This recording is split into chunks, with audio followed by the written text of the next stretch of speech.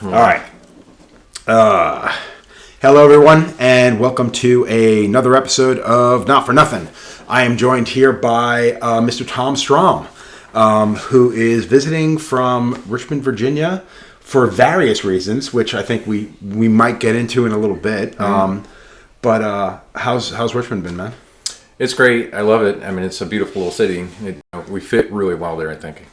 Most places we lived, it's always hard to find a place where you gel with. Right. Like Denver, it was great. We like living there, but there was nothing that connected us as people to anyone. Whereas right. Richmond is it's more, people look like us, they sound like us, they swear a lot. It's a lot of metal. I was going to say, I think, when you picked it and I had stopped out there, I thought it was a really good fit for you guys, for real. I can understand how you'd be a little upset by some of the food, and nothing is really kind of meeting your expectations from that perspective. Yeah, it's a bummer. But again, you can go to DC or whatever, so it's like you can go up down the coast, which is fine. It's just, those little things. It's the little things, exactly. It's the little things. Yeah. I mean, I think it's like that with any place. I mean, every time I go somewhere, I'm always trying to find something. It's usually food and drink. That's the thing. I think one of the only real things that is like the proper pie shop. I can't remember. Did we go there with you? We did. Okay. We ended up getting. I picked up a hot pie, like a savory pie. That we ate on the way back to the house, and then I bought a sweet pie. Yep. For the next morning, which I took like a sip of. I mean, I took a bite of like the next morning for like breakfast, and it was one of those things. It was delicious, but it was like, I mean, contrary to popular belief, I don't make fucking pie my standard fucking breakfast. No, but I mean, this kind of pie is it's exceptional. And again, both ends. I just had one of their savory ones. I've only been getting the sweet one so far. Right. All right. Let's get off food. So you're out here now. You're doing a small guest spot. Yep. One of the things I wanted to talk to you about, and this is something I've touched on with a lot of different people, and I don't think I touched on it with you in your podcast initially. But we talk about machines, and the reason why I wanted to have this conversation with you was because early on in your career, you did work for Papillon Tattoo Supply out of Enfield, Connecticut. Yeah. And you're familiar soup to nuts with the industry as far as building machines, mixing pigments, and what I mean by building machines is building coil machines from the ground up, winding coils, doing everything. And you guys were even manufacturing your own tubes. You were actually, were you guys manufacturing, or were you sending it out to Mike was sending it, but it was all local made for that. For a machinist, But everything else, like needle bars, we would buy the stock, I cut those, bend the loop, the whole nine. So I remember touching on all that during your podcast. Just just how things were back then. Really. So we're gonna jump into machines and quality of stuff. Now, I will admit, I've used a lot of machines over the years. The first 20 years of my career was strictly coil machines. Yeah. And in all honesty, you couldn't get enough back in the day. And it wasn't. It's like, if you're the super rich guy that can afford, as many classic cars as you want, that's what you're going to do. You're going to do. Because these things are like that. There's a lot of soul and heart in these things. To have something made that there might be only a handful of these ones made, or that might be one of this. Even if there's 50 or 60, that's still a limited amount of that thing, Right. And the fact that it's made by that one person. And back then, when we were traveling to so many different conventions, I remember the first thing you do first day out is you'd scope who's got machines. It was amazing. Going up to see Juan Puente's table, and there's so many, and there's just what do you know? You're how do you even choose these things? I remember I think one of the very first good machine that I bought was the first Aaron Kane Sestafari machine. There was 13 of them made, and that thing. So did you get the first batch that they did? I did. So I have number one. It's the gray silver one? No, it's not gray silver one. It's so I think mine was the second batch. Mine's the nickel plated one. Mine mine's not. Mine was it was iron. It was all carved up by Aaron. I think Seth did most of the build. He did the build on them. Yeah, he did the build on them. And they were set up right behind us in Atlanta. And I remember Seth poking his head through, and he knew I was an easy fucking score. Yeah, of course. And again, and having said that, I only own maybe 3 or 4 Seth machines, and I don't like most of them. I will admit that. Well, it's also again what type of tattooer you are and what you do for it. Exactly. So he's building it for solid traditional. Yeah, I think the majority of the machines I've got from Seth have all been retuned by other people, and and I like them more for the way they run now versus then. But he poked his head through the door, through the curtain. He's like, "Hey man, check this out!" And he handed it to me, and I'm looking at it, and it was like this rusted, because it's a cast iron. I mean, it was an iron machine, so it had all that like just a grit rusty to it. dust. Yeah, it was probably sandcast at that point. And I remember putting it, and it was hand carved after the fact. Okay. I remember putting it on my lap. And then when I picked it up, there was a perfect rust impression from the dust of it. And he was just like, "What do you think?" And I'm like, "How much?" It's like you just bought a fucking junkyard dock. You know what I mean? And he was just like, I remember him saying $500, and I went, "Oh my god!" Yeah. And at that time, machines were going for like $250, yeah, easily. $180. Yeah, that's about the average. Yeah, that was the average, and they literally just doubled it. And I went, "Yeah, because they're both getting paid." Yeah, but I was like, "I have to have it." Yeah. So he was just like, "Do you want the liner, shader, or both?" And I'm like, first day of a convention, Friday morning, haven't even started tattooing. This is before we book appointments, so we never knew what we were doing when we got there. It was always walk-ups that came up to the booth. And, for the most part, I should have known. I knew I was going to work. Yeah. But I was so paranoid. I'm like, let me take the shader. And yeah, because those things are going to go quick. That was the first time you saw anything. Yeah, like I missed out on the liner. I could have bought it. I only got the liner on it. Actually, so do you know the story with mine? No, I don't. Okay, so the mine, I'm not sure what the metal that they used for this, but the ones mine, they was done with a gray iron, which was a little softer. So all of them, the vices kept breaking on them, right? Oh, I did hear this, yeah. So I sent mine back to Aaron, and I was like, "Look, I still want the machine. Like, don't, like, whatever you can do to fix this." So he double pinned it, which looked really cool on top of it. So that was like the first thing, and like, ran great. Had this thing for years, and then we took on an apprentice when I was at Uptown. Not my apprentice, just whatever, this person that's whatever. She drops this machine on the floor, and it doesn't just break.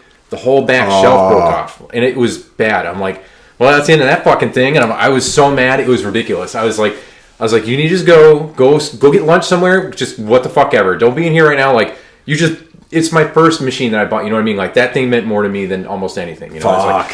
So I sent Aaron a picture of it, and he's like, "Well, would you want to send it back?" I'm like, "For what, dude? Like, look at this thing. It's snapped in half. Like, there's no fixing this fucking thing."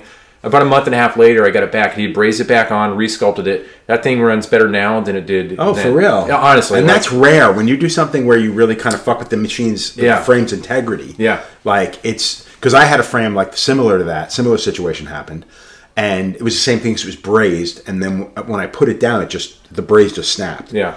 And it was Eric Inkland. Okay. And he was like, "I'll send it back," and I sent it to him.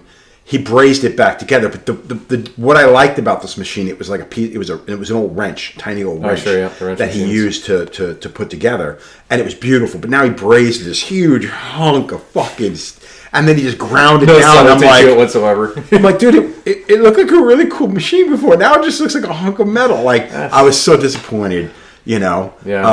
But yeah, so it's just, and it didn't run better. It didn't. Oh, no, too bad. Honestly, I was so blown away. It was ridiculous. Like, it's a testament to your knowledge of what you're doing. You know what I mean? Like, again, I thought that thing was done. I think I worked for another 5-6 years with that, and that's when I started going rotaries from there. But I was just like, this, I don't have many of my machine collection left. That's one of the ones that I have. So I have my entire machine collection. Yeah, well, that's the thing. Like, I sold off 90% of mine. Was that when you moved? Yeah, we moved. So I basically used that to help fund us to move over. Okay. And honestly, they went to all people that I know. They went to the right people. Like, one of them in particular is still, I got to see it when I was back out there visiting. John Sweet has it.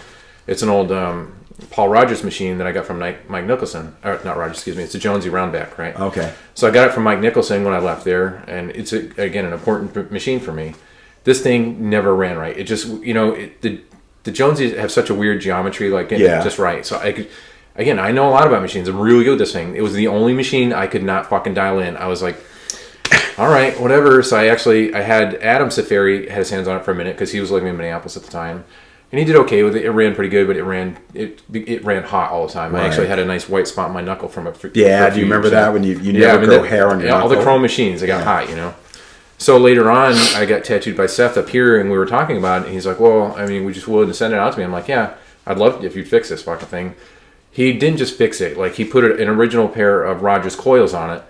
And then he stamped his name in it also. Now this thing is a Jonesy hand in it, a Rogers coils, and his name on it. So now John has this machine. It's like, again, giving that thing up was like, that's heartbreaking. Tough, man. It was really tough. See, that's been my issue. Like, I mean, So the thing I always say about coils is the fact that they're never going to go out of style. No. They're never going to go. They may go out of tune, but they're never going to go bad. No, and even then not you like can a rotary. retune that fucking thing. Exactly. Whatever. So that was the thing. Like a few years ago, when I was catching hell from like guys like Jimmy Litwalk and a couple other people that were just like, dude, your line work used to be better when you lined with coils. Yeah. My comeback was, I was also fucking 8 years younger. Like there's a difference. There's a difference. Yeah. But I will admit, I did pick up my coils again, and at that time I'd reached out to Emerson and I got a couple of hatchback irons from him, and I had them made. I was like, hey man, just drill some holes in it, like I need to lighten it up a little bit, and he did. And I had a couple of machines from him. I pulled out one of my old Seth machines. I found all my smallest coil machines. And I started using all of those. I switched those into RCA because I was still going back and forth from lining with coils to shading with rotary. Okay. And I think that lasted for almost 3 months of me using strictly coils. And that's when my hand started bothering me. Honestly, it breaks my heart every day because I would love to use my coils, period. But it is like you just unfortunately have to relent that if I want to keep working in this business and have a career, I have to do something that's going to make me have some longevity. And then, like the last few times I've even used them, like my hand hurts so bad to that. Like I'm older at this point. I've definitely got arthritis setting in. Like I don't want to set it off more than it needs to be. So it sucks. But at the same hand, like my tattoos look the same. Especially now with the machines I'm using off of you, which we'll get to later. Yeah. But it's like I'm still the same tattooer. I still know what I'm doing. Like it doesn't matter. It doesn't always come down to the machine. It's you as a person. If you have the right abilities, you know what you're doing, you're going to do a good tattoo. And a lot of it does have to do with what you're doing with it. Like I mean, again, the nice thing about coils is a lot of the coils. Like I would have certain machines that I would use strictly for. Like I used a lot of pulse machines at the time. Oh yeah. So We're in the game with those. Like my very first machine that I ever purchased was 2 coastal swing gates, 2 coastal brass swing gates from Papillon. What year did you buy that? That would have been 93. Oh, yeah, so it's before you. But the thing that bums me out is I remember like year 3 or 4 trading those coastal swing gates with a friend guy, Tom Butler. I think I traded him for a Mickey Sharps machine. And I was excited because I didn't have a Mickey Sharps. No, I had 2 Mickey Sharps, but it was when Mickey was doing this fucked up tube vise on it. I still have those machines too. They're fucking horrible. The Mickey Sharps? The Mickey Sharps. Yeah. They ran good, but the tube vise on them was terrible. Yeah, I didn't like that. And there was no way you could change it because of the way it was built, unless you cut cut that whole neck. And I wasn't going to do that at the time. Like I didn't know shit about anything. But I wish I still had those coastal machines because those were my first machines. I've got my frames still. Do you really? Again, I've got I think 6 machines, and those are definitely in there because I'm like those are my first things that I ever built. I've rebuilt them probably 50 times because like is that thing of like learning how a machine runs also, but trying different ways. So like those are the ones I did it on for like about a year. Like I would just tear them apart every couple of weeks, do a new setup, and try this and try that. Like so the first machines I ever built, and it wasn't proper building. I knew nothing. Like the guy who apprenticed me literally put a machine in my hand, showed me how to clean and sterilize tubes and needles, how to put stuff in a flash rack. Yep. You know what I mean? Because nothing could be done the way he did it. It had to be done the way he did it, not the way you came up with it. Of course, yeah. But when it came to actually making machines or building machines, tuning machines, any of that stuff, he didn't really know much of anything. He did say he mixed his own pigment, and I believe he did. Sure. But a lot of times he was fucking shit up. I mean, he was literally just putting powder in a fucking thing and shaking it. And then the next day, we'd have this amazing red that we used for like 6 months, and then we come in the next day, and we'd be like, why do I have a full bottle of red? And he's like, I mixed pigment last night. And we're like, are you fucking kidding me? And literally, like, you pick it up and you run it, and you're just like, and just like, you're not getting anything in. Like, powder is literally just coming to the surface. Like, it was so bad, dude. Yeah, it's funny. That's totally the lazy man's way. We saw a bunch of people doing that shit, especially with the National Asphalting containers. Exactly. The taller ones especially were really good. Yeah, and that's what he did. He used to put them in the big. Yeah. They had to be at least 12 ounces. They weren't 24 ounces, but they were at least 12 ounces. And he would literally mix it in there, and then from there he would mix it down to everybody else's thing. But it was like dude, literally the perfect red and the perfect green, and he fucked both batches up. And we literally, Siv and I literally had probably half a bottle each. And the next day we come in and it's full, and I'm like, and at that time I didn't know that was a bad thing. Like I didn't know that I didn't know pigment should sit around. The longer it sits, the better it's going to go in the skin, and the more saturated you're going to be. Had no idea. And it wasn't until that was about 3 months before I left. And I was just like, motherfucker, And the funny thing is, I had that bottle of red that sat in my cabinet for a few years. And I mean, probably 4 or 5 years later, I remember shaking it up one time. I wonder if this stuff works. Because by that point, you know a little bit more about pigment. Yep. And you ran it. It worked a lot better 5 years down the line than it did when it was first done. It's funny. When I was actually just out at Zach's place visiting Aurora, she had in her drawer a bottle of golden yellow that I mixed at least 12 years ago, whatever. That's amazing, yeah. Well, it was funny, though, because it's obviously had been cracked a little bit. I was like, can I try some of this and see how it's doing? That thing came out like fucking toothpaste. It was so thick. I'm like, yeah, no. Like, this thing has been open too long. And the problem with that is because a lot of those pigments relied on alcohol to keep them from germinating. Yes. And the thing is, if you don't keep up with the alcohol, then you're pretty much fucked. I mean, once it goes bad, there's no getting it back. That's it. I was like, this is no good. She's like, you think so? I'm like, look at this. It's not coming out right. They're like, this is bad. When you can smell it and all you're smelling is pigment, no alcohol, you know that's not good. No, it's just neat to see it, though. The same thing. I was like, exactly. Just having that bottle back in my hand that, like, I mixed this thing. It's like I missed those moments of like having the jars and just all of it. Like, like just fun. Well, the first two machines that I did build were National Swing Gates. And I love the fucking swing gates. So the thing was... the flyweights. So I never got... So I had a National Flyweight, but it was something that I ended up picking up down the line, years down the line. Yeah. And again, it's still in my collection. But the National Swing Gates, I'd been tattooing maybe 4 months. Okay. Knew nothing about machines. The guy who apprenticed me didn't know anything about machines. Wasn't going to... And I think if he claimed to know anything, he wasn't telling me because he didn't want me to know too much. Sure, whatever.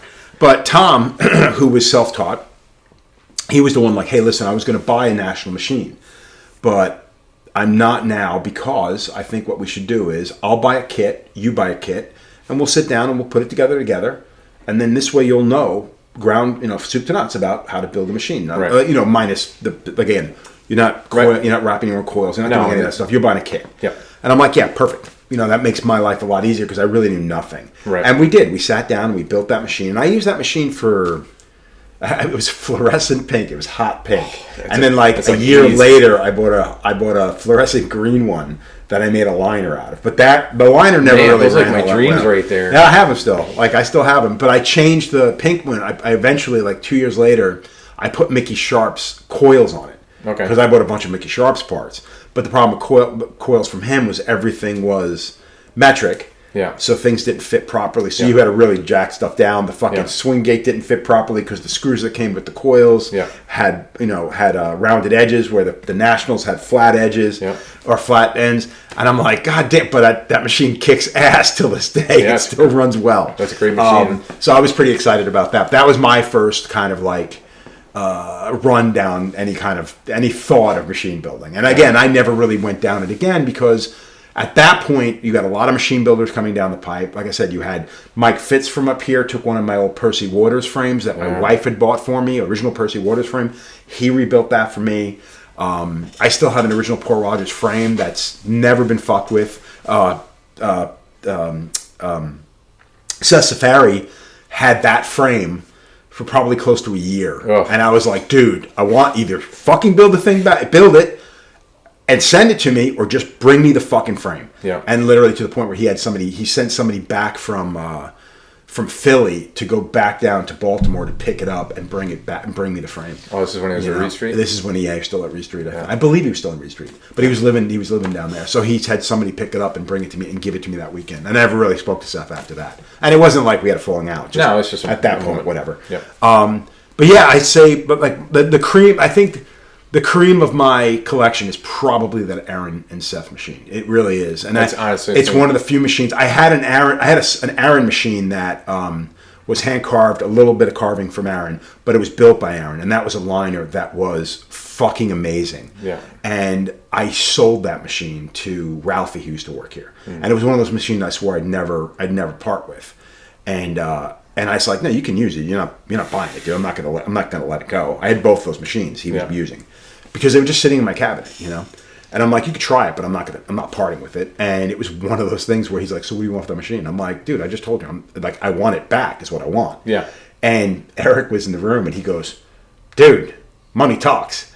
And literally, he just made me a fucking... He was just like, I got X amount of dollars burning a hole in my pocket right now. And I'm like, you motherfucker. If it were anybody else, I would have told him to go fuck themselves. And that's the thing. Like, but I do like Ralph. And that's the thing. Is like, when I was going through getting rid of mine, it was very... I wouldn't have gotten rid of any of those until I knew it went to the right person. Like, one of those was... we were just talking around yesterday. The guy in New Hampshire, Jason... Oh, from New Hampshire? Yeah. Oh, Jason Scott? Yes. Oh, yeah. I'm pretty sure I had sold him... I had a Paul Rogers at one point, but it was a very unique one. It was part of a pair. Everything on it's aluminum. The springs, everything. The armature bar. It's just an interesting machine all the way around. I had one, and this guy that I worked at Papillon's had one as well. But it was the same thing where it was like, I'm not using this thing. And for me, like, this is a time especially, like, it's like having a Ferrari and just looking at it in the fucking garage. Like, what is the point of it for me? It made me sad because it just didn't work for my hand the way I worked. It was like, it wasn't what I was looking for. And I was still kind of really in the experimental stage, but I was just like, it's making me really sad. Literally just, I'd open my drawer and just be like, like, hey, hello, like, what the fuck? I can't do anything with this. I can see, I know what that So I really was like, I was glad, like, he bought it, and like, again, I'm pretty sure he's the one that bought it. That was a long time ago, but it's just one of those things where it's like, if I'm going to get rid of it, I want to make sure the person that's getting it is going to use it and not just have it like, oh, it's part of my collection or whatever. So, right. I don't regret any of it. It's a really hard decision to make when you part with something like that. And again, that's part of the reason I haven't, is because I really don't know what I want to do. I mean, and I do have that, like, that tug on my heart when I go to a shop which is predominantly coil machines, and you hear those machines running. Or if I go to a convention, I remember going to Jason Eisenberg's down in South Carolina, and 2 or 3 of his guys are just using coils, and I'm just like, oh my god, I miss my coils so bad. And I came back and I pulled them out, and then the second you put a plastic tube in them, and I'm like, I can't use this, man. It's just fucking whack. I just can't. God, I wish I could. And that's where you step back and you go, wow, man, that's why they use metal tubes and blah, blah, blah. And I'm like, and that's a whole nother fucking rabbit hole I don't want to go down. I don't want to go back to the sterilization and all the bullshit. No, I think it's the hard part, because, like, there's things like you have to eventually move on. Like, I don't want to spend the time cleaning tubes anymore. It's like, it's just also, it's gross. Like, there's a lot of things that come along with that. Same thing with making needles. Like, Jackie's the one to talk me out of making needles anymore, but because it's all toxic. You're breathing all. She doesn't matter if you're wearing a mask or anything. But in the end, I'm like, it's probably a good idea. I've been doing it for 20 some odd years. I'm like, I didn't stop until we moved to the Netherlands. Yeah, and that really only stopped because I wasn't allowed to make them there. I'm pretty sure if we still lived in the States, I would have still been making them. But it's tough. I mean, Alethea didn't start buying needles for years. Like, she was making my needles when up until 2003, I think. When it got to a point where I'm like, we were both working so much, I'm like, you know what, we're just buying needles now. I mean, her needles were amazing, but it got to a point where it didn't make sense. And she just didn't have a lot of time. Time management was difficult. The only way it worked for me towards the end was like I was only doing one appointment a day. So I'd get up in the morning, it would take me 15 minutes to make those needles for the day. And I kind of like that, because it was just like, I'm making these needles specifically for this person. It was like making your weapons for war. And there was something very personal about that moment. And again, like, you can really fuss with a needle and make it 100 different ways, Oh, most certainly, and I really love that part, like knowing, like, okay, I'm doing this piece, so I'm going to pull my solder back a little bit, or whatever I'm going to do to this thing, like, it was a lot of fun. Oh, dude, when I discovered carbon steel needles. Oh my! I remember when that was like a big thing for a minute. Yes, this is amazing.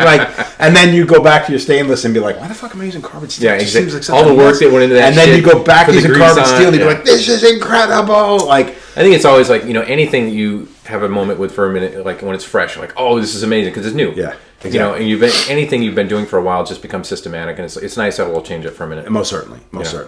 So, do you remember the first time? Like, what made you decide to go down and pick up a rotary? Because I know for me personally, that was all you.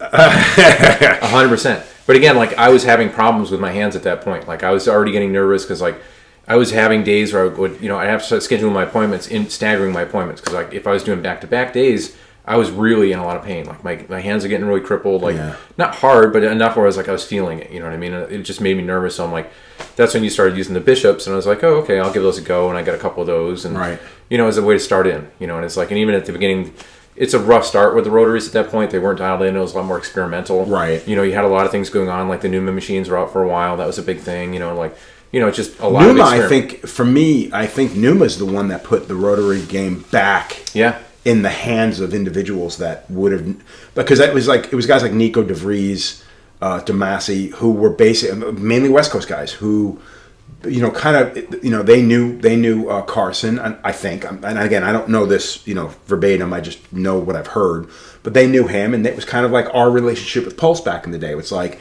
oh, it's a friend of ours, they're building machines, we should jump on this thing and help them out and make it happen, blah, blah, blah.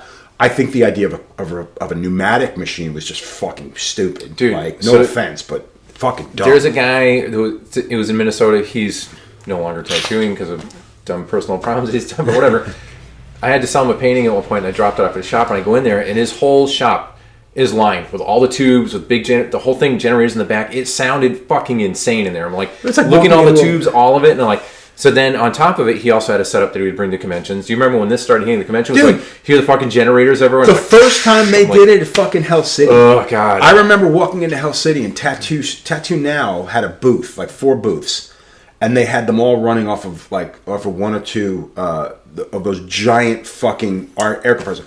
Now, I started airbrushing in 1984, I think it was. I started airbrushing. And I remember having a big air compressor. Then I went to a slightly smaller air compressor, and then eventually went to a silent air compressor, which sounds about as loud as a refrigerator turning on, you know? But it was still fucking big. Yeah. And I remember at the same time we're tattooing, the power supplies are getting smaller and smaller and smaller until the power supply is this fucking big. Yeah. And you're like, this is amazing. Look how small my power supply is. It's so easy to travel.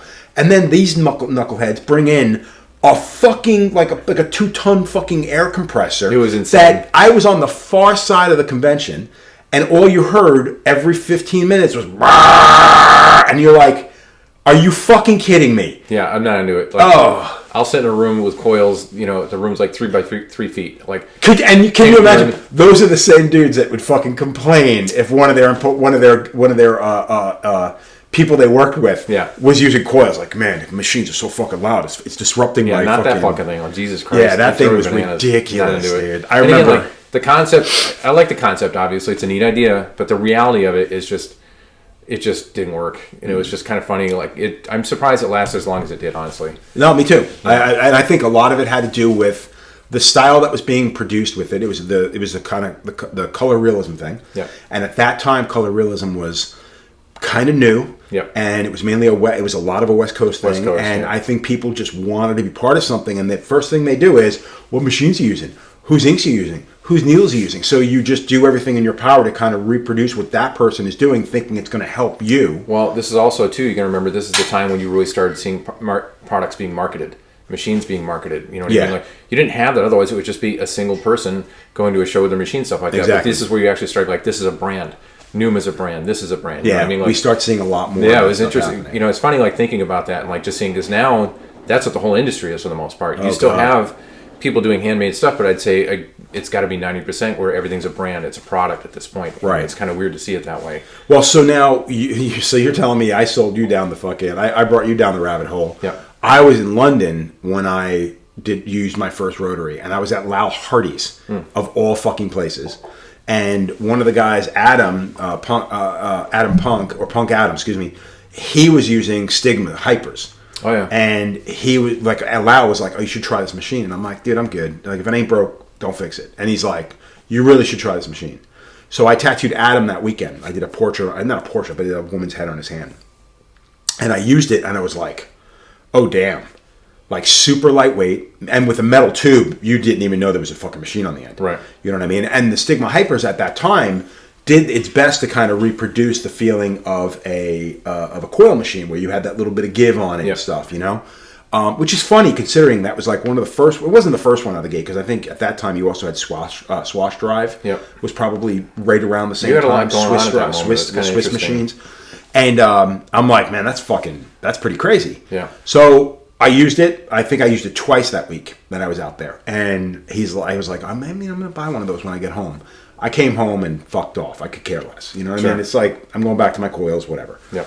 I go back to England 6 months later, and Lau's like, did you buy those machines? And I'm like, no, I didn't buy those machines, dude. I went home and started working. He's just like, stop being a fucking pussy and fucking buy those machines. Those were his fucking words. And I'm like, all right, cool, whatever, dude. And I was staying in his house, and we went back, and he's like, I gotta go back to the house. I gotta do some stuff. And I was finished tattooing for the day. And I'm like, yeah, cool, go back to your place, whatever. Sat down on the couch, pulled up my laptop, and fucking ordered 2 hypers. Sure. And I ordered a hyper, and I ordered the what was the other machine called? I can't remember what it was called. It was cheaper though, but I remember those 2 machines at the time with shipping cost me like almost $1,300, and I was just like, God damn! And we had just moved here. This would have been 2009, so I was like, fuck me.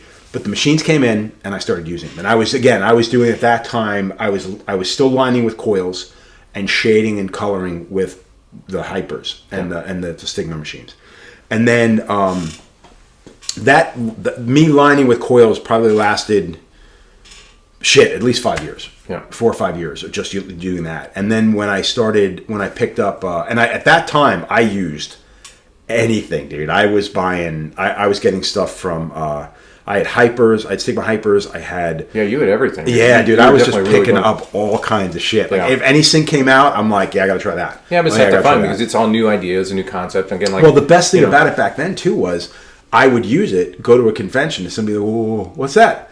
And you'd be like, oh, this is such and such. And they're like, can I get that off you? And I'm like, well, dude, you can go online and fucking buy it. And just be like, well, but, could I buy yours? And I'm like, dude, all those old machines, the only ones I still have is the original hyper that I bought in 2000, whatever it was. Yeah. And 2009 or whatever it was. And I remember thinking, holy shit, this is crazy. Like, people are just buying this stuff up. Yeah, but it's, again, like, it's kind of an interesting moment, too, to think about, like, this is a hot moment, just whatever the thing with the machine, but it's also like that when you're talking about that guy come over and ask to buy it. It's like you're like in a weird swap meet at that point, but it's something that people want to try, and like, because it was also one of the first times, it was one of the first real steps moving out of the traditional aspect of tattooing, right? And again, that's part of the thing. It was guys from the Midwest that introduced me to Ray from Neotat. And they were like, dude, if you're all about the fucking rotaries, you got to talk to this guy Ray.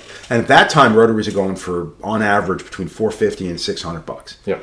No, maybe $450, $500. It was somewhere around there. Yeah. And Ray is releasing he does a Neotat for like, I want to say it was like $180, $200. It was dirt cheap. Yeah. And I'm like, you talk about this. That block of shit. Yeah, it looked like it's so simple to produce. Well, the thing was, it was simple to produce and it was easy to clean. Yeah, which is something was a big deal. There's so many machines that I see. I'm like, that's a pain in the ass to clean. That's a fucking bitch. It's just gonna get all over that fucking thing. The Stigma Hyper was a mess because they just designed it to look cool, But the Neotat, while it was butt ugly, that was a workhorse. Yeah. And I remember, and I was turned off. I didn't use the Neotat for almost 6 months because I was so turned off by the fact that this guy Ray is an engineer guy, knows nothing about the trade. He's not tattooed. He's an older dude.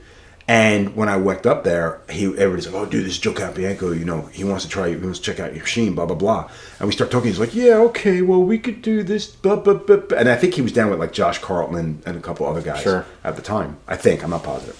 And I remember being like, "Yeah, dude, fuck this guy. He's not from this fucking business. He gives a shit about this fucking business. He knows nobody in the fucking business, obviously. Yep. So fuck this guy." And again, I will admit it was a bit of ego talking. And I was like, "Yeah, fuck off," and I bounced. And I didn't pick his machines up for probably 5-6 months. And then I finally picked 2 up. And I'm like, well, he's pretty good. Yeah. And I remember starting to travel. And I know a lot of people were picking up Neotats. And then Franco comes on the scene. And again, Franco had said that he was doing his own version of that style machine for a while. Yeah. If you talk to either one of them, I am pretty positive they're going to say that one guy ripped off the other guy. Yeah, of course. You know what I mean? And I don't know, to be honest with you, I didn't pay enough attention to what was going on at the time in the scene to know who actually came up with it first. No, this is definitely more internal stuff. It's like that's very personal between them. Like, if people really know that are those two more. Exactly. And it was one of those things I really didn't fucking care. No, and again, because things are changing quickly at this point. And again, like so when Ray showed up, it's like, it was the first time I'd seen somebody at a convention. Like you said, he's not involved in tattooing. All of a sudden, just showed up. I'm like, who the fuck is this guy? It's weird. Like same thing. I was weirded out by it. Like, he was a nice guy. I talked to him a few times, but at the same time, I'm like, I don't feel right buying a machine from this guy.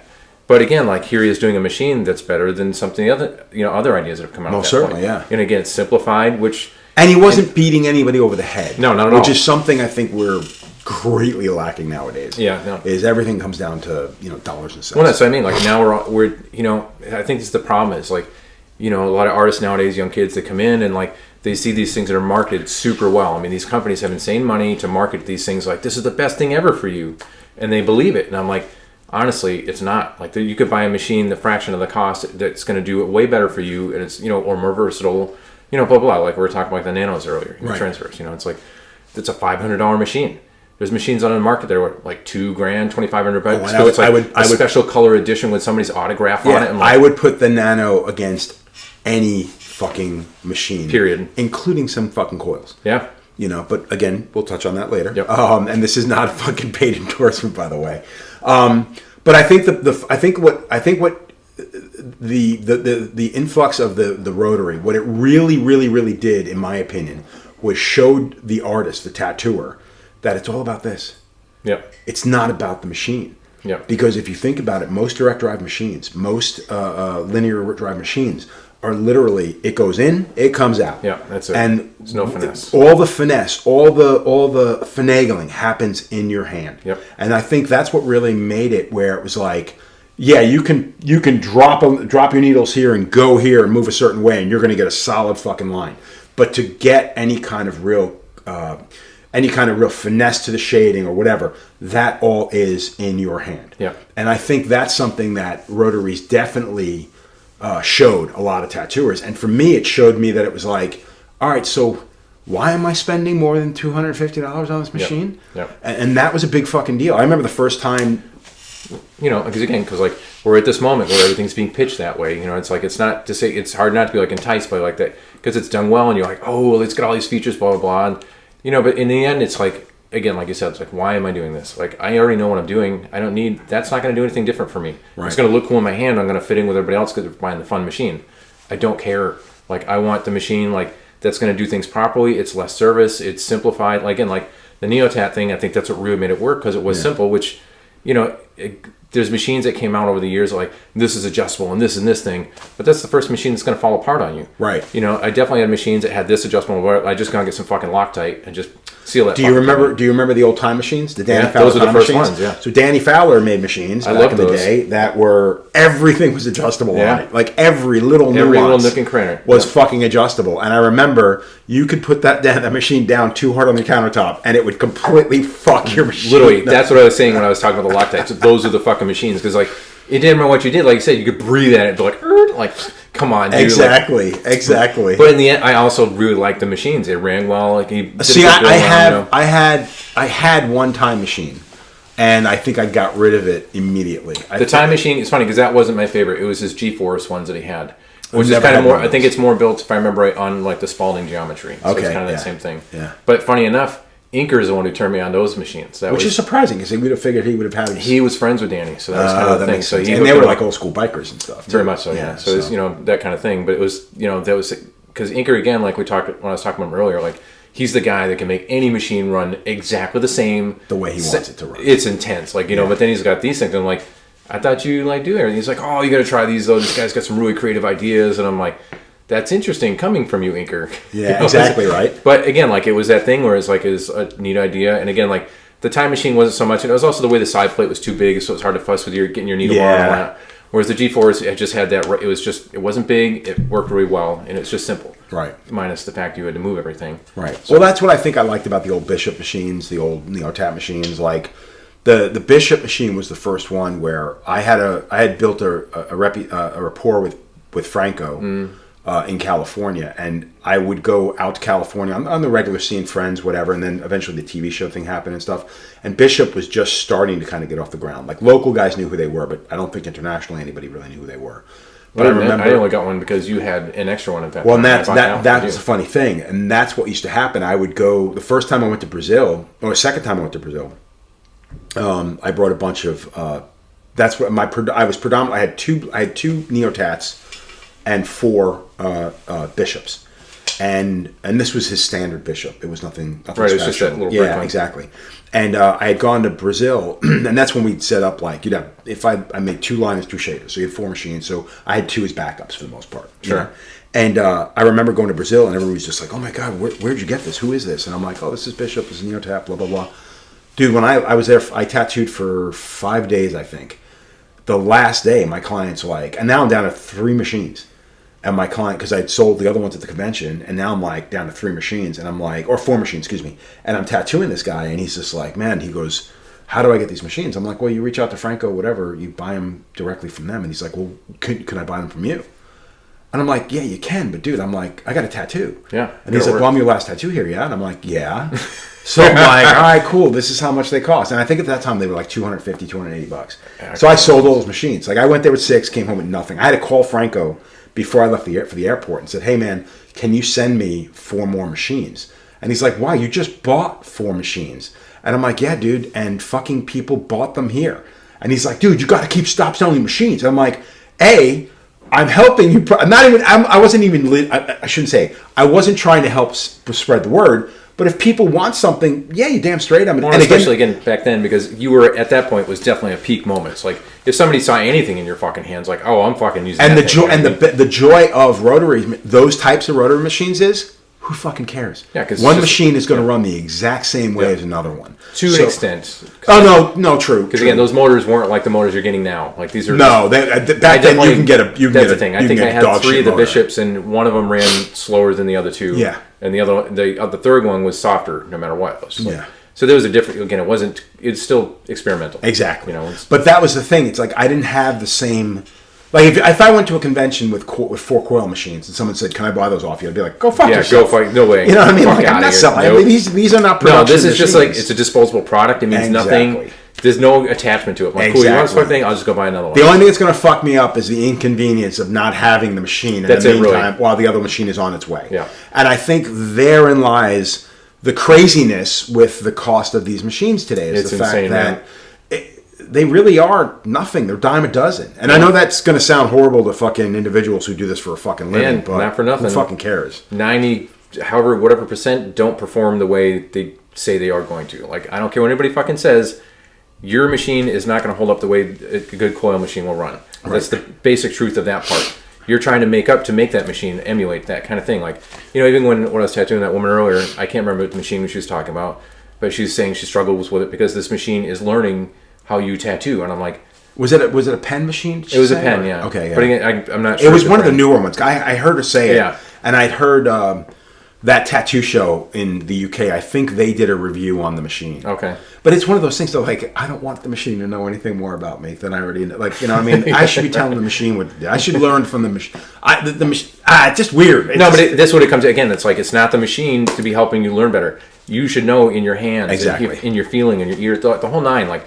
Again, this whole thing of thinking that machine is your piece of gold that's going to make you a better tattooer should let you know right then and there you should be a better tattooer it's first. It's straight up ignorance. Yeah, it's straight up ignorance to assume that, because I've often done this. Like I've had instances where I've used a particular machine and had a hard time tattooing, and was just like, you almost want to blame the machine, and then you have to sit back. Your ego takes a check, and you go, yeah, dude, it's not the machine. Like, no, it's you. Like, so stop blaming it. Like, no machine. And again, and this is coming from me, who's literally used countless fucking rotaries. And and earlier I made the comment about like not being necessarily the one to talk about a lot, because I have stayed away from FK irons.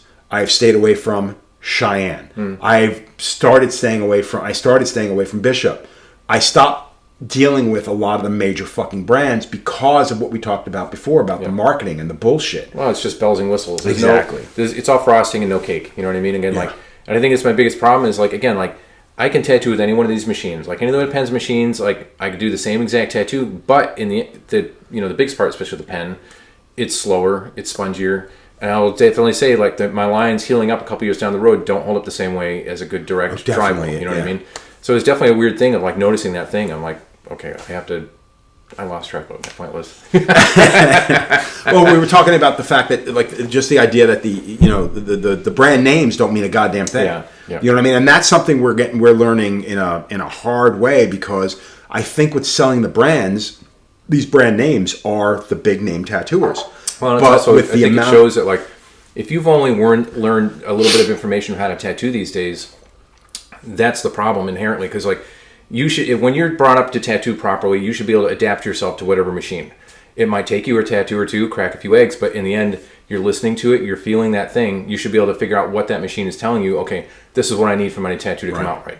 It didn't take long for whatever rotary I was using. I'm like, okay, this one's a little softer and slower, so I'm just going to turn up a little bit for my lines here, or whatever I need to do. Right. But, it's in that thing that you're kind of losing that information these days. And again, these kids are like, well, this machine's going to make me better. I'm like, no. I certainly didn't buy that Aaron Kane machine thinking it was going to make me a better tattooer. Not at all. I just know I wanted that machine because he put his hands in that thing in his heart. And the thing that drove me crazy with this is when you were talking about the cost of things. Yeah. Kelly made a comment about the fact that she felt that machine builders and predominantly these rotary machine builders were gatekeeping the industry. Now, I already fucking hate that word. Yeah, the thing is, it's not gatekeeping would mean you're holding something back. That's what she felt. You're freely putting it out there. They were gatekeeping by the fact that they were keeping their prices. Yeah, but you don't have to buy that machine, and especially if you already know, if you're smart enough to know, anyways, that machine's not any better. Really, it's just got a better paint job on it than something you can buy for $200. Exactly. And she made that statement that she buys cheap machines, and she does exactly the same tattoo because Kelly knows what the fuck she's doing. Thank you. You know what I mean? It has nothing to do with that machine that they're selling you. Like if I see another one, like because now you're also seeing ones where like they can't modify anymore, so let's do a limited edition, like colorway or limited edition. This. I think Bishop was the first one to do that. They did the Nico Direct Drive $20 tattoo machine. Yeah. And again, no offense, guys, Frico, whatever. No offense.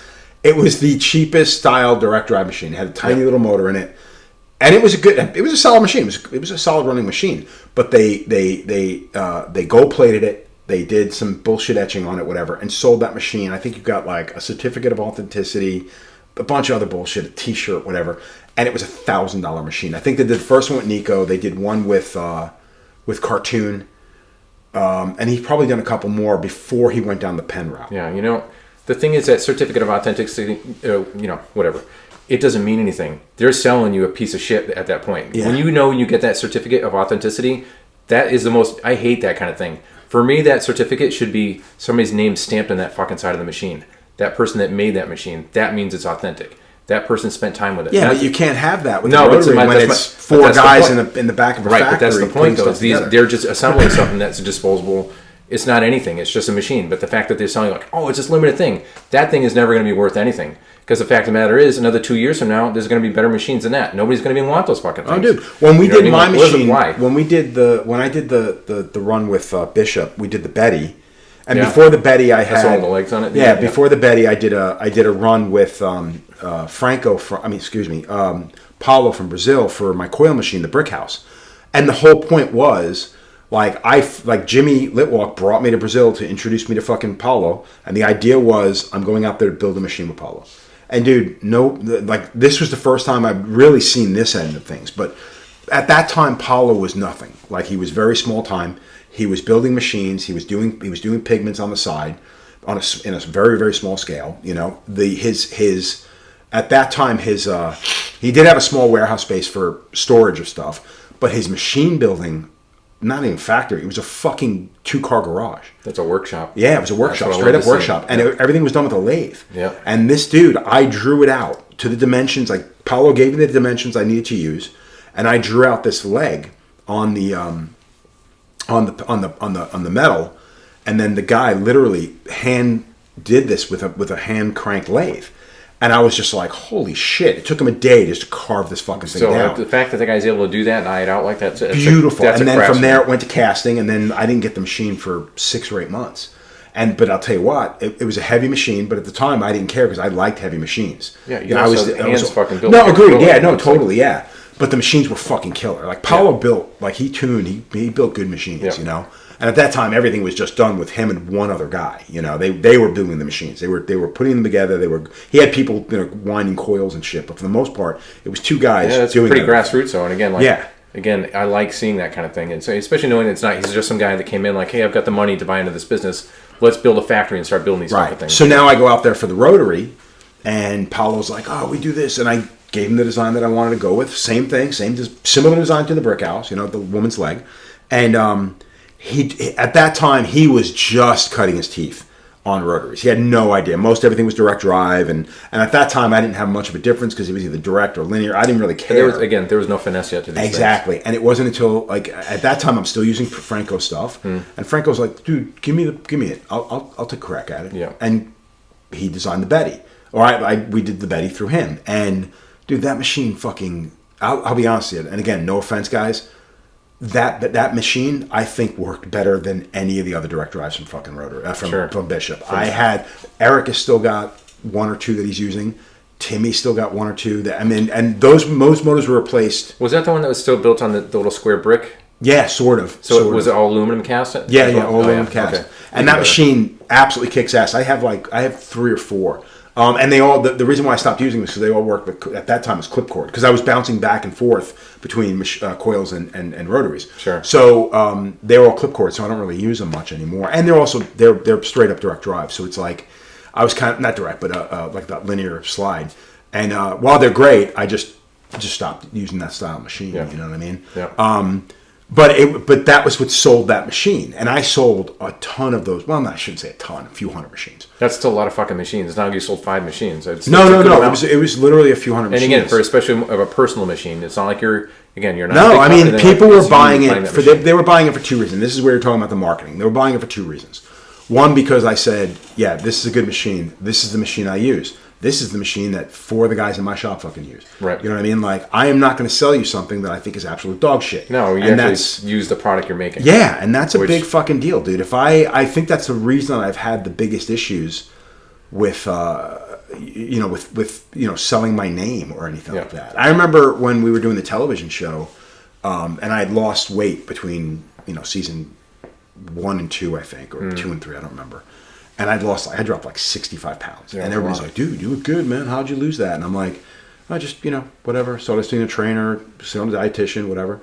And they're like, you making money off it? And I'm like, what do you mean making money off it? And they're just like, I was like, dude, you hook up with one of these fucking, drink things, and you tell them that's how you lost your weight. And I'm like, I would never do that. Like, I can't do that. All of your integrity is lost at that point, and now you're branding yourself and just selling it cheaply at that. On top and of it, it's like, pathetic. I understand branding and things like that, but there's also a limit of what is it actually doing for you, other than giving you some extra money, but why? What the fuck? It's not something you actually use daily or are into or going to promote for other people to use. It kills me to watch how many people are willing to do that kind of thing. Like for me, I would shoot my hands off if I ever decide to do some shit like that. Like, if I'm going to put my name on something, it better be something that I 100% firmly believe in that fucking thing. Like, I will never, even like when talking about machines, like, I'm very careful about, like, I will definitely suggest this machine. Like, there's so many machines that I've used over the years, and I'll use them for a while. I'm like, I've other artists ask them, I'm like, yeah, this isn't the machine you want. Like, I'm using it right now because I can't afford to get another one. So this is what I'm using at the moment. Oh, that's right. You're using the whatchamacallit, Yeah, which one? You're talking about the FK? So I've got the FK, but also like when I was back using like the Egos and stuff like that. Oh, okay, yeah. And that's a whole different story. But in general, it's like if I'm going to tell somebody to use something, or if they're asking me if it's worth it, I will. It's just like that woman today when she's like, I want to buy this machine. I'm like, this is the machine you'd be using, and she's looking at mine and listening to it, feeling it, and so I'm telling her, and it's like just selling her on that machine. I'm like, there's a reason why I'm telling you this, because like I don't talk highly about hardly any machines unless it's a coil and that person's put their time into it.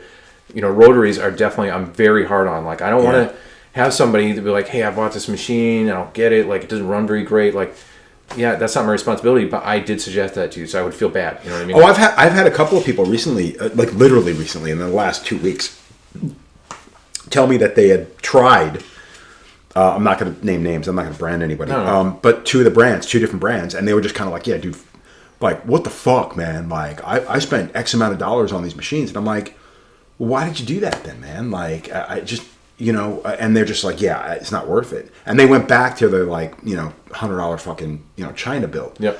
And I'm like, well, you could look at it from two perspectives. One, you're going from one machine to the other. You just need to get your hand used to using this other machine. Again, crack some eggs. Exactly. Learn to adapt to that machine. Exactly. It's not about the problem. You. Again, if you're a competent tattooer, you could tattoo with fucking anything. Like, exactly. It's not about you not being able to use the machine.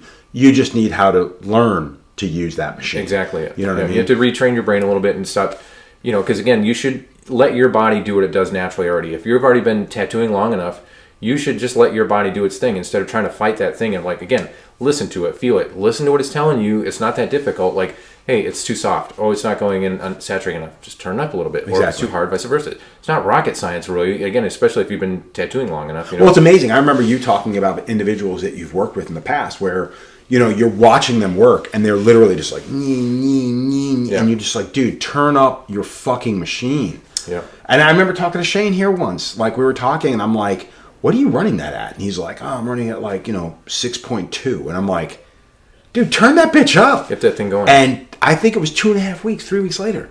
He comes into my room and he's like, oh, man, yesterday's tattoo, I did what you suggested. I turned the machine up. And I'm like, yeah, how'd that work out for you? He's like, dude, it fucking flew in. I'm like... I think that's the thing, though. Again, like, I do hear a lot from a lot of kids in general. It's like they don't want to take the risk of damaging somebody or trying something new like that because they're already kind of set in their little ways, which is great. But again, you have to learn to move forward and try and do new things and trust yourself. Yeah. And that's the thing is like, if you're a competent tattooer, again, it's not the machine. You just get on it. Just try this fucking thing. You know what I mean? But like, it's kind of painful to watch when I talk about these things. I'm like, just turn it up a little bit. You're causing more trauma what you're doing that way. Right. If you're doing first pass and it goes in, that's the way it's supposed to be. Right. It doesn't, the person getting tattooed doesn't feel any differently. You might if you're a heavy-handed bastard or whatever, but... Well, when the person feels differently, you might want to consider... But as a whole, like, once you're getting tattooed, you're getting tattooed. But, exactly, if you're just going over and over... Well, I mean, there's also situations like the guy today, like the guy I tattooed today. I've been tattooing that guy for a couple of years now, but he's a few years older now, you know? And the thing I've noticed, and I pointed this out to you today, was the last time I lined him, the lines had spread a tiny bit. They weren't as smooth and clean. Sure. I will admit it's two things. One, his skin is it's a bit different than it was back in 5 years ago when I tattooed him. Yeah, he's getting older. But I think also is the way the machine runs. And again, this is where I think the consistency and how well a machine runs can hurt an older artist. Yeah. When you can't keep up. Like I remember, the transverse nanos, the perfect example. And again, this is not a fucking paid advertisement, but I am going to rave about anything from Electric Gate from here on. And this is not me pushing any particular product. No, again, it's a tool that we've come across that we really feel like actually works the way it's supposed to. But I remember the first time I used the Nano, and I was lining with it. I was lining it like, fucking 6.5 volts. And I'm fucking... moving, fairly quick, almost as fast as I would line with a fucking coil, which is rare for a rotary machine. And I remember the first time I talked to Apollo, and he's like, no, Joe, you need to move faster. He's like, you need to turn that up to like 9.5 volts. I'm like, what are you talking about, dude? I was like, I can't keep up at 6.5. This machine's a beast. Yeah. And he's like, no, you break the machine if you use it too slow. That was his words. And I'm like, whatever, man. But after a couple of weeks of learning and using and whatever, you can start moving faster. And dude, I've watched Jimmy line with that same machine. That motherfucker can move faster than I can. Jimmy's a fast fucking tattooer. He's super fast. But again, you're looking at lines being dropped one pass, but fast. So I think part of my problem with that guy is the fact that I wasn't probably moving a little. I should have been moving a bit quicker to be able to keep. And again, the skin. But also in that, for the last how many years now we've been using rotaries, our hands have slowed down with the lining aspect. And that's the thing. That's a big deal. When I first got my nails also, I was like, whew, this thing's fucking like right in there. So I was able to instantly, like, again, it took me a tattoo or two to kind of feel like, oh, I need to speed it up a little. Move my hand. This thing instantly was like, this is the way it's supposed to feel. But again, like, I lost track how many years I've been on different rotaries at this point. My brain is trained. I have to go slower for my line for that fucker to go. But that's how I felt with the pen, the new electric pen that I gave you, the Ultra pen today. Sure. Is it runs the exact same way as the fucking Nano. Is the fact that it had, well, it's not the exact same. You're right. But it is very similar. I think the difference is I feel more confident lining with that pen than any other pen I've ever used. Yeah, you don't quite have the sponginess with it. Exactly. I think that's the key with that thing. And I agree with you. There's never going to be a replacement for armature bar and the tips of the needles. No, it's just point A to point B. Exactly. There is one of those things where you know what's happening here is being reflected in exactly what's happening in front of the machine. Yep. And that's something I think if you've never used an armature bar style machine, and I mean that in the sense of like a proper good machine. And we're not talking a style like a Cuban style machine with and that wasn't a shot at Cuban, but no. it's not using that style machine with cartridges. There is still a lag. Yep. And it might be the most minute fucking lag you could possibly imagine, and it's imperceivable to you. It's there. Yeah. But when you're using something where there's a fucking armature and there's a fucking tip of a needle, and it's honestly the day I went back to those, I'm like, that's it. I can't go back. And like, and even that today, I want to tell you, it runs nice, but in the end, it's still slower. And I think that's the thing. It comes down to the speed of it. Yeah, you can turn it up, but at the end, you start losing the finesse of the machine at that point. Whereas the Nano is just like that fucking thing. Once I really kind of dialed in what spring setup on top of it, then I'm like, which is also another thing. Like I like that it's very versatile. You can make that machine very personal, which you can do with coils. Most rotaries, you don't get that option. Sure, you can buy a machine that might learn to tattoo like you do and understand you, but that's not actually doing anything for that machine. Understand your feelings. Yes, know when you know you're what not I mean? feeling well. But So I like the versatility, and again, like after I've really gotten these dialed in, I'm like I love them even more. Like it's now. I think that the issue with those style machines, and the reason why it's like talking to Pulse, Jay Kelly from Pulse, talking to Paulo, a lot of things are they're starting to cut back on production of like tubes. Like proper tubes. Yep. Needles on the bar. Like Yep. people are just not buying enough of them to keep them in stock, especially for a company like Pulse, where in order to re-up their stock on five diamond liners, they have to order 10,000 fucking boxes. Which I wonder if that's going to start changing, as you are seeing a pretty big uprise in traditional tattooing coming back in. I can only hope, but I still think a lot of people are starting, because Paulo's idea of the Ultra Pen was to create a pen as close to a coil as he could do. Sure. And I think he's gotten closer than any of the machine I've used out there. Okay. And not for nothing, guys, if you know of a pen that runs like what we're talking about, please leave it in the comments. I would love to hear about it. But to me, like, that's as close as you're going to get. And it got me using cartridges again to line with. I can't say I'm 110% happy like I am with the Transverse Nanos, or the tanks for that matter. I think there's a lot to it in that, like, no matter what I do with a cartridge liner, again, I'll do a nice line, but I don't have the confidence because I know that machine isn't doing the work I want it to do. It's not deliberate like I need it to be. Right. With a Nano, I know I can fucking put that thing right there and it's going to come right with me. Like, we're going to party that fucking line in, and it's like, it's amazing. Or again, like, every time I get back on my pen for anything, it's just like, it's great for shading. I'm very confident with that and my coloring, whatever. But every time I go to line, I'm like, here we go with the sponginess. It's my hands got to fucking slow down. And it kind of just makes me more irritable than anything, knowing the fact that this machine isn't there for me that way. Well, I think that's what comes from being a tattooer from our generation, is because you're not only looking at it from the standpoint of you wanting to do a really, really, really good job, but you're also looking at it from the standpoint that you want to do a really, really good job in the most efficient way possible. Yes. And by using a machine that, while we said before, it's not the machine, it's you. Yeah. But the fact of the matter, if a machine's going to hold you back, it's going to hold you back no matter how good No, you're that's gonna it. do Again, like, you'll do a good job. Well, that's what I was saying. Like, that's why when these came around, like, oh, I got to speed my hand back up because, like, I didn't realize that I'd been conditioned at that point. I felt so bad when you first came out here and I was using them, and I'm like,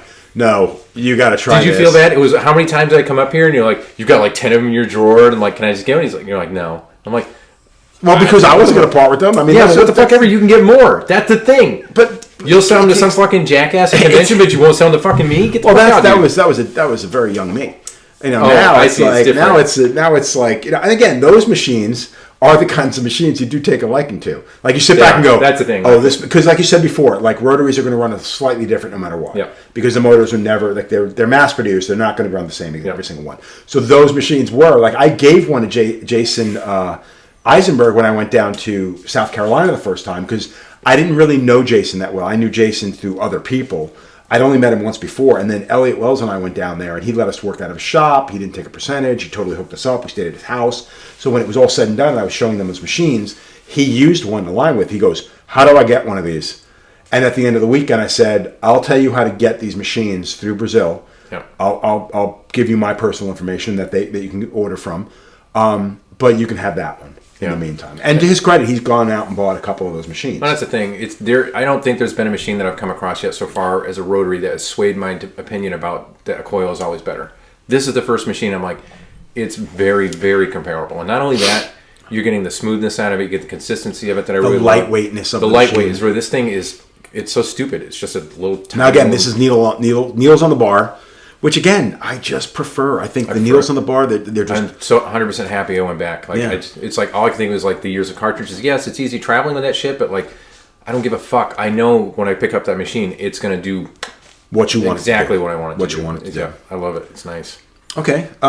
Where do you think this is going to go? Like, so what I'm seeing happen is a lot of companies, not the big... I don't want to say the big three, but they are kind of the big three. Like FK, Bishop, Hawk, Cheyenne. Cheyenne, yeah. I don't. Can they come down in price?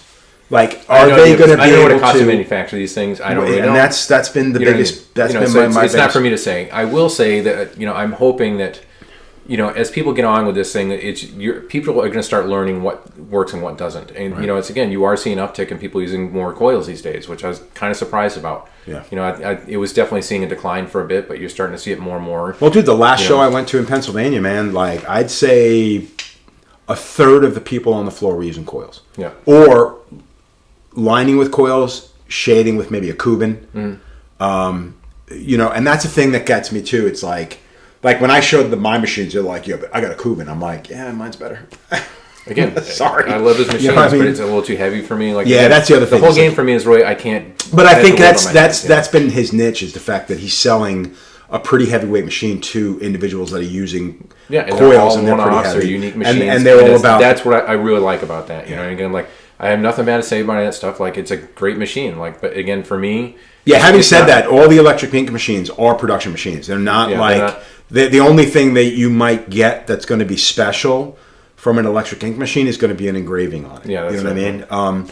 But again, that's kind of what it is. Like when they ask me, like, "Oh, what color do you want?" I'm like, "I don't care. I just want a good machine." But I think that's the thing. Like, I think that's what makes it kind of special to me. Because again, like you said, like any other rotary, I would give that thing to you if you want it. Like, I'm just going to get a different one. Like, anyways, who cares? Yeah. It's going to be hard pressed for you to get these off my hands. Period. I don't care who the fuck it is. Like, I love these machines. Like, so I see what's happening now is we've got a lot of stuff coming out of China. Fact is, it's getting better and better and better. Yeah. It's getting closer and closer and closer to the individuals that they're manufacturing for here in the States. Yeah. You know what I mean? Yeah, because why wouldn't they? I was going to say, there's very little difference. At some point, they realize, like, we're the already ones making it, so why don't we just do it ourselves? It's just simple, smart business. You know what I mean? So, Adam did make a good point. Adam is, by the way, our director. Say hello to Adam. But Adam had made a good point that one of his machines, like, he's got a couple of China... knockoff machines, like $75 machines, Adam. Yeah. And what he's noticed is the longer he uses them, and again, it's a lot of plastic parts. A couple of machines that are big here in the States. I've got friends that took them apart because the same thing started happening, and they realized it's all plastic shit inside. Yeah. None of it's made to last. No, it's 100% disposable. But you'll see things slightly, grinding, changing, whatever, and it's going to change the way the machine runs. So I think, but at like what I was talking to Eric earlier, $40 a machine. Who fucking cares? Well, the thing is, I think it really allows you to buy a machine, try out, and see if you like that kind of thing. Exactly. If you really like that kind of thing, then you can invest in one that's the same style but built better. Well, and that's a good point because I've got people that have picked up some of these, the big three, and they're like, "Dude, I just spent $1,300 on bullshit." Yeah. I'm like, well, then you should have bought the knockoff. It's got a nice box. It comes in. It's padded really nice. Well, that was the thing. Like with the electric ink Ultra Pens, it's like it comes in a really, really nice zippered box and stuff. And it's like, well, that's a really nice box. I'm like, you do realize the second that machine comes out of it, that box is going to sit in a fucking closet. You're never going to use it again. When we were at the Dallas shop, when we were doing the guest spot down there, and that guy opened his drawer and it had the Tupac version in there. It's the gold box, with the gold machine with a signature on it with a fake gold microphone. I'm like, what is the point of this fucking microphone? It will do nothing for you except sit in that fucking box. Like, and he paid. I don't know how much he paid for it. I don't want to know. I know. Where did you get that from? It's a Bishop one. It was a Bishop. Yeah. So, but again, like I don't. It's one of the limited series. But the whole point, I'm like, I don't get why you would even buy something like that. It's not actually going to do anything for you. But these are the same. And again, I'm going to insult a shit ton of fucking kids right now. But these are the same people who buy sneakers. Collect sneakers, which I get, like there's a certain Apparently thing. I don't. Right, but the thing is, like sneakers will still hold a value. I do get that because, like, if you take care of them, you can resell it and so on. You do realize how insanely stupid that sounds? I know it sounds stupid. But again, I know enough people that are sneakerheads, and like I understand that. Like once you kind of see how it works, because again, like if you take care of your shoes, like like you can hold on to these things and really sell big money on these things. You know what I mean? Like and take care of them, and you can have them the rest of your life. Okay. That machine, as well as I do, has a lifespan. It's got a shelf life. And again. There's already going to be 100 machines coming out after that. Next 10 years is going to be better than that fucking machine. So what is it going to be worth? Nothing. It's not going to be worth what it was cost to make that fucking thing. Except it's gold plated and it's got two blocks fucking signature on it. We sounded so fucking old. Oh yeah, whatever. It's hard pressed not to, but it's more. I think the thing is like the age we're at. We're also very experienced with so many different types of machines, and I think that's the beauty of like coming where we come from and trying all these things. It's not just like, hey, I'm just going to talk shit about that machine. It's like, I've used that machine. I know how that works. And it's even if I don't like the machine or whatever, at least I can give a proper opinion about it. And that's something I've done often. Like, I mean, I've given machines away recently, as a matter of fact, that literally I'm like, yeah, I'm never going to use it. I don't particularly care for the way it runs. Yeah. There's a bit of a history behind it that I don't want to deal with anymore, and I've handed it off. So it's like, it's just one of those things that, like, yeah, you have a point, you have a viable platform to speak from. Yeah. Having said that, we'll kind of maybe tie it up a little bit. I figure we'll just let people know what we're using on the regular. This way, it doesn't have to be asked later on. Sure. Me personally, and we'll end with you, but me personally, for lining and shading, most of the time, I'm using transverse nanos for both lining and shading, but mainly shading and coloring. I'm using the transverse tanks, which are a cheaper, larger version of the nano. It's the same. Imagine a Cuban style machine. It's a very similar layout, different mechanics on the inside, but a fucking solid, reasonably priced, solid machine. Uses needles on the bar, light as fuck. Yeah. And just probably one of the best machines I have ever fucking used. As far as needles on the bar, I'm using Pulse Manufacturing. They're up here in Connecticut. They're a local place. Jay Kelly. As a matter of fact, his podcast will probably air 2-3 weeks before this one comes out. Jay Kelly's a tremendous machine builder, good person, great tattooer, and had taken over Pulse Tattoo Supply. As far as cartridge needles, I'm using Pulse's brand, which is similar to Hatchback's brand, which is entirely too tight liners, which I don't use that often, and they're shaders. Mostly flat mags, and then rounded, longer, bigger shaders. Yeah, I think that's. I mean, I can get into inks and stuff too, but you can go all day long with it. Really, we can go all day. What are you using? What's your predominant? What's your daily runner? Again, my daily runners at this point are those nanos. I have nothing else. My pen is now in the drawer. It's not going to come back out of that fucking drawer. If somebody wants it, they might get to have it. Because I even kept it for a minute where I was like, oh, maybe just keep it for easy days. I could throw a cartridge in there. I don't even want to do that anymore. These machines are it. So now I'm using those for lining and shading. Got 2 for each. My 2 liners I have set up with the number 5 spring in the back and the shaders in number 4 spring on the back. Again, playing with the springs, it's very versatile, and I really like the way they feel in those areas. And I'm certain if you guys had any questions about these particular machines, you can reach out to either one of us. Because what Tom was talking about with the spring tension and stuff or the different size springs with the tensions, it does play a major part. And I always tell people you should fuck around with them. So yeah, and the funny thing is, and I almost feel bad about this because I remember, like I said, the first times you were coming out, and I'm like, dude, you got to line with these. And I gave him 2 machines. You line with them. He's just like, motherfucker. And it took you 2 times coming out here. Yeah, because I keep coming back up with my pen, and every fucking time I get to use a machine, and then you're like, oh, I need it tomorrow though. Then next day I have to line back with my fucking pen, and See, I'm like, now, aren't you motherfucker. Happy I have a drawer full of machines you could borrow whenever you need them now. You could have just sold me one at any time. So he started just lining with the transverse nanos, which is what I was doing for the most part. But then I started shading with the transverse nanos, and I'm like, dude, you gotta start shading with these things. He's just like, I can't afford it right now. And then you went out and you bought a couple. Again, so afford it or not, it's your work, and it means a lot to me. And it is one of those things. It's something you can use on a daily basis. So it's like to have the machines that you're most comfortable with, and you know that you can achieve the best results with in a short period of time.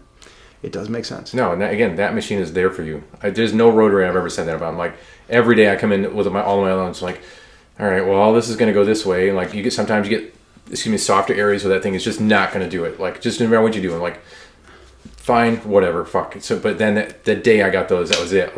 It was like, my whole world came back to normal. I was like, it is crazy. It was just again, I don't think I had put my finger on it long enough. I mean, I knew, again, obviously I know the difference of what I'm looking for, but when you try different things, and again, you kind of condition at that point, using those machines, and the second it came back in my hand, I didn't realize how far past that I had missed that feeling. I'm like, yeah, this is what it's supposed to fucking feel like. It's what I put into it, it gives back to me. So let me ask you a question, and now we're getting back into it, but how many kids today, and again, I keep referring to tattooers of today's kids, but how many of them do you realize are missing out on the fact that they don't know?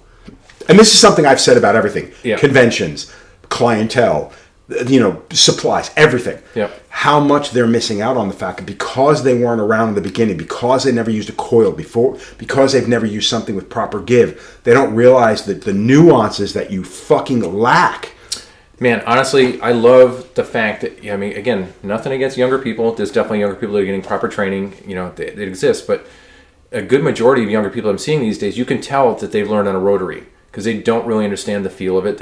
You can tell, and they're not trying to adapt and understand, again, what you're seeing a lot of lighter tattooing and fluffing and layering. And it's kind of weird. But when you see somebody that learns on a coil, even if for 6 months to a year, it's like a chainsaw. You're having to control that fucking thing. So you learn everything in your hand and your feeling and your ear and the whole nine. Like rotary doesn't give you any of that. You know what I mean? That was my biggest issue with the first time I picked up a rotary. There's no sound. There's nothing. Like even with the transverse, the transverse makes enough noise. Yes. And the fact that you can touch the armature, you can touch the. Oh, it's got the thump, and that's really the big thing. Is like I missed that feeling in particular. It's the thump and just getting it to choke to where that thump just hums, and I'm like. I love that sound. I love that feeling, and like it was always such a fun thing of like just dropping it and waiting for that moment. Feeling like, here we are. You'll never get that with a rotary normally. Like this is the first time. Again, like okay, this is the deal. Like what the fuck? Like that's I miss that feeling, and it's amazing. You know.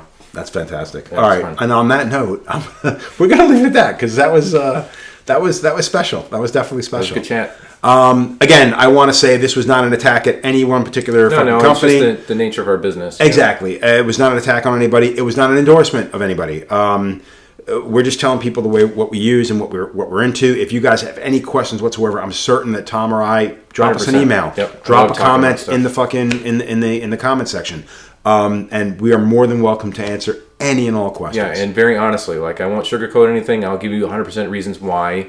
Like I want you to know, like again, like I've used these machines, and the reason why I won't like it or not like it. You know what I mean? Exactly. So exactly. And with that, I want to thank everybody for taking the time to listen to what we had to say here. Please do me a favor, like and subscribe, share whenever you can. This thing is growing so fucking slowly; it's killing me. But no, for real, I really appreciate everybody's taking the time to check in. Again, like and subscribe, and spread the word. See you when I see you.